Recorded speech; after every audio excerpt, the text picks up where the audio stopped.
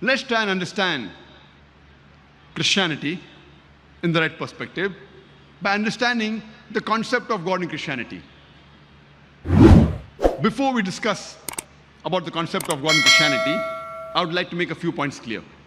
Islam is the only non-Christian faith which makes it an article of faith to believe in Jesus Christ, peace be upon him. No Muslim is a Muslim if he does not believe in Jesus Christ, peace be upon him. We believe that he was one of the mightiest messengers of Allah subhanahu wa ta'ala, of Almighty God.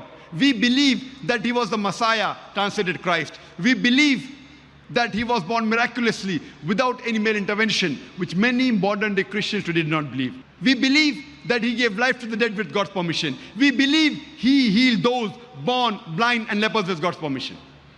The Christians and the Muslims, we are going together.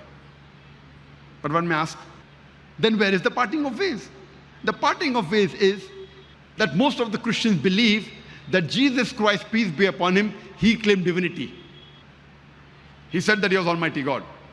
In fact, if you read the Bible, there is not a single unequivocal statement in the complete Bible where Jesus Christ, peace be upon him, himself says that I am God, or where he says worship me.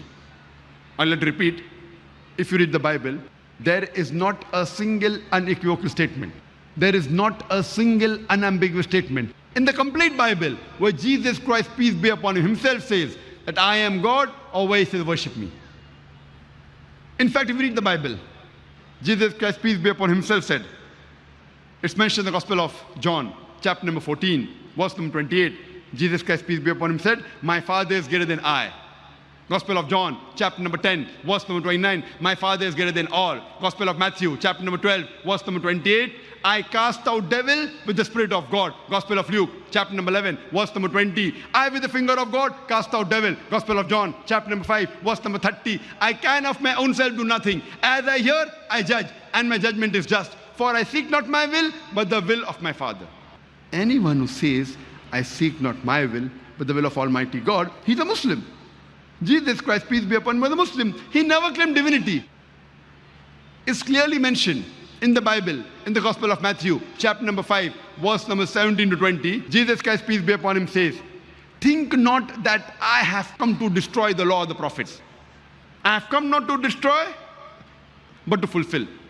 Until the heavens and the earth pass away, not one jot or tittle shall pass away. And whosoever